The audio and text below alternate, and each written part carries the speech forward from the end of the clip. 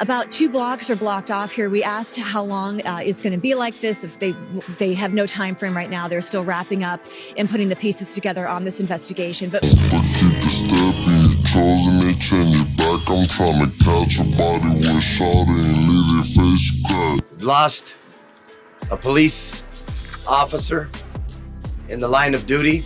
Officers have been staying close to police cruisers, and a helicopter circles the area with its searchlight on. Down, give him a facelift with the K clip. He tried to dodge a bullet, but got his face hit. An off-duty officer is minding her own business when she becomes a victim of violence. Ed Miller takes us to the unlikely scene of the crime. Quiet, middle-class neighborhood in Long Beach, California. On March 28th of 2006, at around 5:30 a.m., Janiro Reiser arrived at his home on Eucalyptus Avenue in Long Beach, California. After parking his car, he observed 2 men on bicycles ride past him. One of the bicycles looked like a 10-speed, and the other looked like a smaller street bike. Reiser continued walking, entered his home, and laid down. But moments later, he heard between 3 and 5 gunshots. He got up to look outside, but he didn't see anything out of the ordinary. Meanwhile, at around 5:45 a.m. that same day, 2 men were delivering newspapers on Eucalyptus Avenue when they came upon a woman lying motionless on the ground in front of a car with its trunk open. They then attempted CPR on a woman, later identified as Los Angeles Sheriff's Department Deputy Maria Rosa, and called 911. But sadly, she was already dead. Officer Rosa lived on Eucalyptus Avenue with her partner, Los Angeles County Sheriff's Department Detective Jenny Martin, and Martin's nephew. 30-year-old Maria Cecilia Rosa was leaving for work. But Maria wasn't the only one up early that morning. 2 mysterious figures were moving through the quiet neighborhood, aimlessly drifting, looking for trouble. What up, man? We think these 2 individuals could have been up all night using methamphetamine, looking for something to do, looking for some crime to commit when they came across Maria. Maria must have appeared to them to be an easy target for a quick robbery. Bag, lady. Get lost. On the morning of the shooting, Martin was awakened by her nephew, who told her Rosa was laying on the floor outside. And when she saw Rosa laying on the ground outside the house, she called 911. Long Beach Police Department officer Robert Davenport responded to the calls. When he arrived at the scene, he saw a red BMX-style bicycle near Rosa's body. The body was laying in a driveway near a car with its trunk open. So Officer Davenport calls for backup and homicide detectives. When Long Beach Police Department detectives Patrick O'Dodd and Brian McClone arrived at the scene, they inspected the trunk, which contained a black gym bag with a 9mm Heckler & Koch handgun next to it, along with the purse and a wallet. The keys to the car were in the keyhole of the trunk, and they also found Rosa's police badge. Detective McClone testified that the gun had a live round jammed into it and obstructed the chamber. He believed that the gun was jammed due to someone trying to get around into the chamber, and detectives later confirmed that the gun had malfunctioned, jammed, and failed to fire. Los Angeles County Medical Examiner Paul Glenicki conducted an autopsy the day after the murder. He identified 2 gunshot wounds, one in Rosa's upper shoulder and a fatal wound to her left abdomen. Both bullets were .22 caliber munitions. Paul later concluded that Rosa had died from internal bleeding caused by the gunshots. In addition, Long Beach Police Department Detective David Riel secured surveillance video from a Bank of America located near the shooting and reviewed footage that had been captured between 4 a.m. and 7 a.m. The video showed 2 men riding on bicycles between 5:25 and 5:30 a.m. Rios then generated still images of the 2 men, which he turned over to investigating officers. Detective O'Dodd used the images in a flyer, offering a reward for information about the suspects, and they put the case on America's Most Wanted in order to identify the suspects. For a while, nobody was able to identify the suspects, but down the line, Kerry Ashita, a criminalist for the Los Angeles Sheriff's Department, was able to generate a DNA profile from the samples obtained from the handlebar of the bicycle at the scene of the crime. The profile was then entered into the Combined DNA Index System, a nationwide database that enables law enforcement to search DNA profiles collected from federal, state, and local collection programs, which came to the conclusion that known Barrio Pobre member and convicted felon Frank Christopher Gonzalez was a potential match. Gonzalez was later arrested on an unrelated crime, and Yashida's colleagues, Julie Walker, obtained breakfast samples from Gonzalez and generated a DNA profile. She then compared his profile to the profile Yashida generated from the bicycle and concluded that Gonzalez was a match, saying that there is a 1 in a billion chance that a random person would share the same DNA typing from the sample found on the handlebar. So based on the DNA evidence and information obtained by confidential informants, law enforcement personnel began to focus their investigation on Gonzalez and a man named Justin Flint. And after that, Detective Adard aided the Los Angeles County Department in conducting an undercover operation involving the two suspects, who were both incarcerated on charges unrelated to Rosa's death. As part of the operation, a bus outfitted with recording devices picked up Gonzalez and Flint at their respective prisons, along with two groups of undercover officers posing as inmates, and then transported them to the Los Angeles County Jail. Once the bus arrived at the county jail, Gonzalez and Flint were initially placed in separate cells that were also outfitted with recording devices. Undercover officers rotated in and out of each cell to create the impression that they were being processed. Eventually, Gonzalez and Flint were placed in the same cell. An undercover agent that participated in the operation testified that when Gonzalez entered the bus and saw Flint, he became excited in a bad way and almost lost control of his emotions. Another agent who was on the bus heard Gonzalez talking to Flint about why they were being transported to Los Angeles County Jail, and whether it was related to, quote, the bicycle shit. In the holding cell, Gonzalez speculated that the arrest might have been related to a crime involving a car, which one of the undercover officers understood to mean a carjacking. Gonzalez also speculated whether the police could squeeze Flint into talking about the crimes. And right after that, Detective Javier Cliff initiated a conversation with Gonzalez and suggested that he might have been detained because evidence was left in the crime scene. Gonzalez responded, "No, I clean wiped and everything. It's just gonna be he say, she say." When asked about the murder weapon, Gonzalez told Cliff that the gun he used for the crime was swimming, insinuating that he had thrown a gun into a body of water. And then he inquired whether getting rid of the evidence was a plus. Gonzalez also told Cliff that there were no footprints left at the scene because he was on concrete. He then spoke of another incident, which Cliff described as a carjacking, claiming that he left no evidence behind that would connect him to the stolen car. In addition, being that he made a friend, Gonzalez mentioned disfiguring his face so he couldn't be identified in the lineup, and having special privileges among the inmates, which Cliff understood to be a reference to having committed a very serious crime such as killing a police officer. Detective Miguel Beltran also spoke with Gonzalez. When Beltran asked about a murder that Gonzalez had supposedly committed, Gonzalez said it was a hooter, which Beltran interpreted to be slang for a police officer, and described the victim as a female. Also mentioned that a bike he used had been left at the crime scene and discussed creating an alibi to make the police believe that the bike didn't belong to him. He also told another undercover agent that he shot a female police officer after she had showed him her badge. Lastly, while in a holding cell with another officer, while talking about the murder, Flint says, if that bitch had given up her wallet, she wouldn't have been killed. The Barrio Pobre members were confident that they would get away with the murder, but Gonzalez even betting that the detectives didn't have anything on the case. Little did they know, they just gave the detectives all the information they needed. They strategized on how to behave during the investigation, but it didn't matter. In the end, for the murder of Rosa Marie, Justin Ashley Flint was sentenced to a term of 25 years to life, and Frank Christopher Gonzalez was sentenced to death, with his sentence being upheld in 2021. Definitely rest in peace to Rosa Marie. She fell victim to two Barrio Pobre members who ended up killing her even after they found out she was a cop. The crazy part about Barrio Pobre's story is that she was only one of a few cops that the Barrio Pobre members are responsible for killing. They were also involved in another deadly situation involving a couple cops in Long Beach. Before we can address that, we have to get more in depth about this gang. Danger rating for Barrio Pobre. Long Beach is home to some of the more deadly gangs in LA County.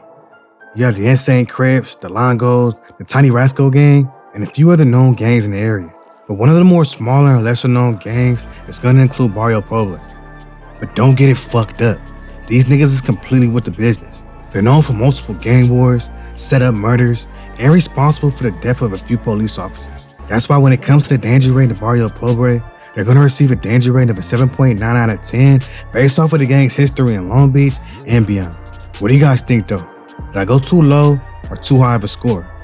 Y'all let me know in the comments, let's have a conversation about it. And give me some reasons on why too, gang.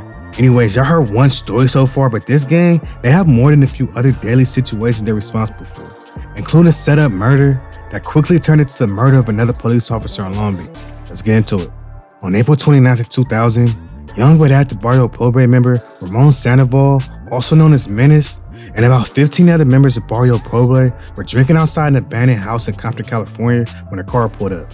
Once right in front of the gang members, someone in the car yelled, "Fuck BP," and it's eastside, followed by the man let off multiple shots at the group before speeding off. Nobody got hit, but this shooting left the Barrio Pobre members thirsty for revenge. On top of that, About 6 months before that shooting, Sandoval and fellow BP member Miguel Camacho, also known as Rasco, killed a member of a tagging crew called Just Kickin' It, named Jose Cervantes, and attempted to kill Steve Romero at a McDonald's restaurant in Linwood, California. Initially, they thought this was a retaliation drive-by for that shooting, but one of the BP members recalled someone yelling out "Eastside," so they came to the conclusion that the shooters were some Eastside Paramount 13, one of the main gangs they had issues with at this time. So soon after this shooting, Sandoval and several other members of this gang decided to retaliate. Sandoval then retrieved the AR-15 from a fellow gang member, and they went to the home of Vincent Ramirez, also known as Turo, who was a shot caller or leader of the Eastside Paramounts. They knew Turo was having a birthday party at his house on Lime Avenue between 19th and 20th Street on the east side of Long Beach. So they decided to knock on the door and kill Turo once he walked out. Sandoval, carrying an assault rifle, rode in a red Chevrolet Beretta driven by Juan Camacho, with another member of BP also known as Popeyes, who was also the brother of Camacho. The group followed Barrio Pobre members Grumpy and Sparky, who were riding in a Honda. They pulled to the curb near Turo's house on the west side of Lime Avenue, followed by Sandoval getting out of the car, who was still carrying an assault rifle. And while walking, he saw Camacho walking on the sidewalk on the east side of the streets towards Turo's house. Sandoval was about to join him, but he saw a police car driving on Lime Avenue, so Sandoval ducked behind a Beretta. The car was unmarked, but Sandoval recognized it as a police car, in part because of the spotlights mounted on the sides of the vehicle. He saw there were 2 police officers in the car, and they were looking straight at Camacho. Sandoval knew Camacho was on parole and was violating the terms of his parole because he was armed with the .45 caliber handgun. So to save Camacho from going to jail, Sandoval stood up and opened fire on the police car, mentioning that the officers, they didn't know what to do because they didn't know where the gunshots were coming from. On the other side of the gun, gang unit detective Delphin was driving an unmarked police car southbound on Lyon Avenue, accompanied by Detective Black. He noticed a car that was double parked about mid-block and saw Camacho standing by the back of the bumper. So Detective Delphin stood up and stopped about 2 car lengths behind the car as Camacho began walking east across the street. Detective Delphin continued to look to his left, watching Camacho, and he was about to get out of the car to talk to Camacho. But before he could open the door, someone on his right started shooting at the police car with what sounded like an assault rifle. He said, "I didn't know anybody was on the side of the car until they started shooting," saying, "The first shot, I don't think it did anything, but the ones following the first shot shot out the windows, tore up the car seats and the interior, and sent debris flying throughout the car before one bullet hit me on the side of the head." A witness named Jimmy was driving on Lyon Avenue and witnessed the shooting, saying there was nothing the police officers could do. With him quoted mentioning, "It was sort of like an ambush. I'm not saying it was a setup ambush, but if it was going to be an ambush, this would be the right way to do it." They didn't have time to respond, saying the officers were preoccupied with Camacho, getting ready to approach him across the street, but then a gunfire opened up from the other side of the street. They didn't see it coming. Officers responding to Delphin's radio call for assistance took Detective Black to the hospital, where he unfortunately died from a gunshot wound to his head. Detective Delphin had been shot in the head and the right knee, and due to the significance of his injuries, he was unable to return back to the police force. At the crime scene, police found 28 expended shell casings. On top of that, Maria Cervantes was also shot. She was at home lying in her bed on Lime Avenue when she was shot in her leg and the abdomen. She was about 8 months pregnant, but her unborn child was uninjured. About 20 minutes after the shooting, police found Camacho hiding in the backyard near a nearby house. And once caught, Camacho assisted the police in trying to locate the shooter. They didn't find Sandoval that night, but on May 2nd of 2000, police executed a search warrant at Sandoval's residence and arrested him at his home. In addition, a red Chevrolet Beretta was parked behind a residence, and an AR-15 assault rifle covered in a towel was found behind a stove. Ballistics tests revealed that this was the same rifle that had been used to shoot Detectives Black and Delphine. Many of the witnesses who testified during the guilt phase testified at the second penalty phase and described the circumstances of the crime. This testimony included information about Barrio Pobre, Sandoval and Camacho's participation in the gang, and the meeting the gang had just before the shooting on Lime Avenue. And in the end, while calling him a cold-blooded and heartless killer, adjusting his Ramon Sandoval to death, saying he satisfied his own intentions with reckless disregard for others and the law, with a cold attachment to the deaths he caused. Man, that's yet another cold-ass story with some cold-blooded ass gang members. Barrio Pobre member Menace had no regard for the cops' lives. He was strictly looking out for his fellow gang members, and by any means necessary too. That's just the nature of this gang though. If you from their hood, you good. If you not, you're probably about to end up shot. This gang, they're responsible for a lot of crazy shit playing out not only Long Beach, but far beyond that as well. But to get more in depth with these stories, we first gotta go over the history of Barrio Pobre. History of Barrio Pobre. Don't bring your ass to Long Beach. These Barrio Pobre niggas, they carry strong heat. Fuck defeat. These killers won't stop until you're deceased. Bars, nigga. When it comes to the history of Barrio Pobre, they're one of the older gangs in Long Beach. They're predominantly a Hispanic gang established in the 1980s in Long Beach, California and Compton. Like many gangs formed during this era, the need for belonging, protection, and brotherhood was the main reason for them being established. The name Barrio Pobre loosely translates to poor town, and is mostly represented through the rough area the gang was founded in. From the city's foundation up until today, Long Beach has been divided depending on race, demographics, class, and ethnicity. And Barrio Pobre is the main example of this, being formed in the roughest parts of Long Beach, particularly on the east side. On top of that though, this gang quickly expanded beyond the city. Like already mentioned, this gang was founded in Los Angeles County, but they later expanded into Anaheim and different parts of Orange County. And just like in Long Beach, this gang, they've always been known for their ruthless activities throughout the area. Matter of fact, it was a crazy situation that played out in the early 2010s. At about midnight on March 9th of 2013, 17-year-old Randy Pachinko and his 19-year-old brother Andrew left a party with 4 or 5 friends and began walking home. Andrew and Randy were walking side by side as they passed the entrance to Magnolia High School's parking lot. While walking, Randy noticed a small car slowing down and stopping about 5 feet away from him.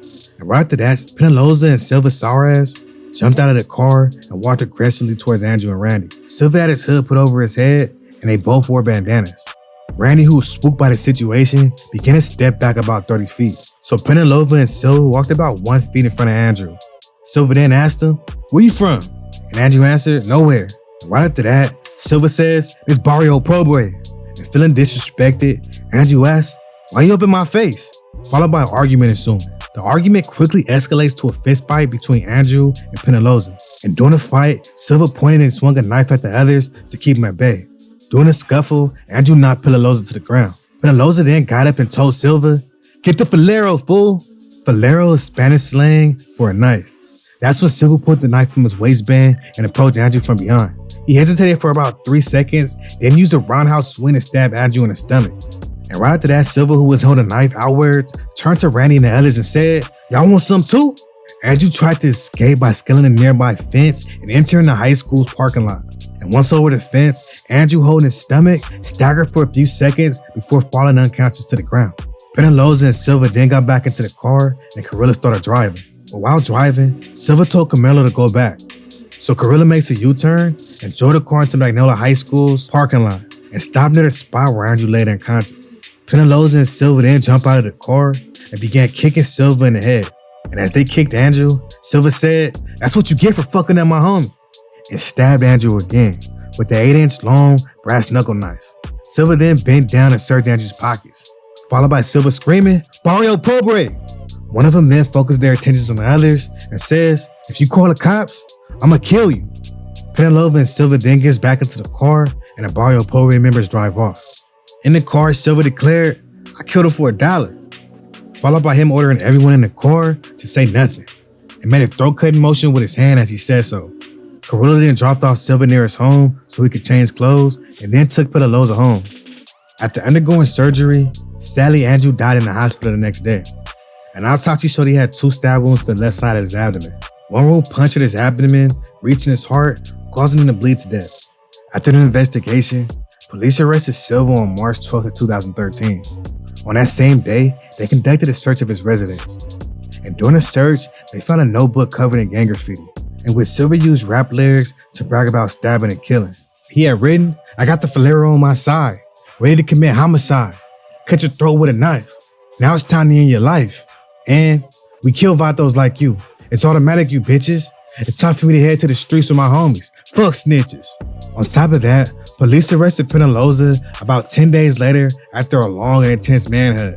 A team of officers, a police K-9, and a Riverside Police Department helicopter searched for Penaloza in a mobile home park. The dog eventually alerted the officers to a garbage can in a driveway. After that, an officer kicked the garbage can over and Penaloza fell out. And ultimately, In trial court, they sentenced Penaloza to a term of 25 years to life for first-degree murder, and Silva was sentenced to a term of 50 years to life. Man, this one was fucked up. It's one thing to brutally stab somebody, but to double back and kick your victim and stab him again, it's another level of ruthlessness. What do y'all think though? Is that overkill or not? It's definitely more to go over, but before we can get into that, we have to get into who this gang is today. Who are Barrio Pobre? From Long Beach, Compton to the OC, Barrio Pobre got a lot of OGs who ain't known for being low-key. Bars, nigga. Barrio Pobre, they're a gang that have a presence in each of these areas. When it comes to race, they're mainly a Latino gang, but they have other races from this gang as well. It's been several blacks from Barrio Pobre. When it comes to colors, they're known to wear a lot of black and gold, so you'll see them in Pittsburgh Steelers and Pittsburgh's Pirates attire. They're one of the older gangs in Long Beach, and they've had more than a few violent situations attached to the gang's history, especially when it comes to their rivals, which they have a lot of. Rivals of Barrio Pobre. When it comes to the rivals of this gang, they pretty much go to war with every gang on the east side of Long Beach. On top of that, they go to war with a lot of Mexican gangs in the area as well, including Paramount 13s, who they have a daily rivalry with. On top of that, they beef with other gangs in the area like the Asian Boys Crips, the Rolling 20 Crips, and the Insane Crips. But one of their top rivals in the area are definitely going to be the Longos, another Mexican gang established in Long Beach. And these two gangs, they've been going at it basically since Barrio Pobre's foundation in the 1980s. In fact, there was a daily situation that played out in the 1990s that included yet another setup murder. On January 26 of 1992, Elizabeth Lozano, who was a 16-year-old member of the T-Town Flats, which was a gang affiliated with the Barrio Pobres, went to 13-year-old Ty Vasquez's house and invited her to go out. Vasquez, she accepted and put on several pieces of jewelry before the girls headed out. The two girls met with Stephen Green, Frankie Aragon, and Gabriel Littlejohn. Littlejohn was not a gang member, but Green and Aragon were members of the Eastside Longos, a rival of Barrio Pobre. And after chilling for a bit, the group decides to go to the beach. On the way, Littlejohn asked Vasquez why Elizabeth was associated with rival gang members. And Elizabeth responded that she was setting up Green and Aragon for an ambush. So eventually, Littlejohn reported this information to Green, who confronted Elizabeth, but she denied any such intent. Elizabeth felt retaliation, and Vasquez would have informed Elizabeth's fellow gang members that she had been associated with rival gang members. So Elizabeth threatened to take care of Vasquez, followed by Aragon giving Elizabeth the gun after she stated she wanted to assault Vasquez and rob her of her jewelry. The group then drops off Littlejohn at his house and drove to a park. While Aragon waited in the car, Green and Elizabeth walked into the park with Vasquez. And after that, Elizabeth told Green she wanted to rob Vasquez. And shortly after that conversation, Elizabeth demands Vasquez's jewelry. This is when the story gets a little complicated, because apparently she told Vasquez she was robbing her because she had snitched on her, insinuating that she got Elizabeth caught up in a situation prior to that one. But Vasquez refuses to surrender her jewelry to Elizabeth.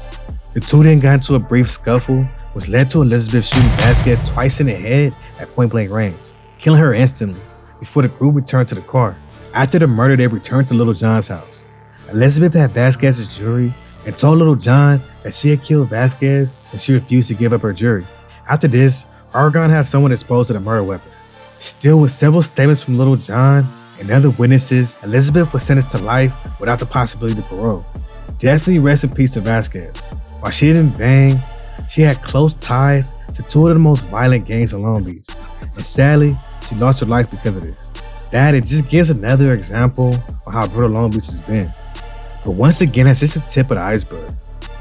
Over the years, there have been more than a few other gang members known for these violent tendencies. But to fully address them, we have to get into the prominent figures of Barrio Pobre. Prominent figures. Barrio Pobre has a long history in Long Beach and beyond. And throughout it, they've had more than a few members who have made the gang what it is today. Some of them include Smiley, Grumpy, and Menace. They also got some up-and-coming rappers though who've been making a lot of noise around the city. A couple of them include PZ Lope and Just Blow 10X. While I was only able to find one video from them, the visuals, they was definitely fire. These niggas definitely have a lot of potential. They just need to drop some more music and get consistent with that shit, and I'm sure after that, they have a big presence in Long Beach and beyond. But y'all let me know what y'all think about their music. Also, does Barrio Pobre have any other artists we haven't heard yet? Y'all let me know in the comments. Let's get their music heard. Current state of Barrio Pobre. When it comes to the current state of this gang, today, they stand as one of the more active gangs in Long Beach. Truth be told, they definitely had a dead era or a time to where they weren't as active following the deaths of the 2 police officers mentioned earlier. But over the last decade, they've been seen throughout Long Beach beyond that, having a presence in Orange County as well. I couldn't find any information about them having any subsets outside of the state of California, so y'all let me know in the comments if they have subsets in any other states. Anyways, that's it for Barrio Pobre. Y'all got any crazy stories about these guys? Any close calls? Also, did I miss anything? Did I get anything wrong? Y'all let me know in the comments. Let's have a conversation about it. Don't forget to like and subscribe if you enjoyed the video or if you're part of the Danger Gang. Y'all stay safe and dangerous out there.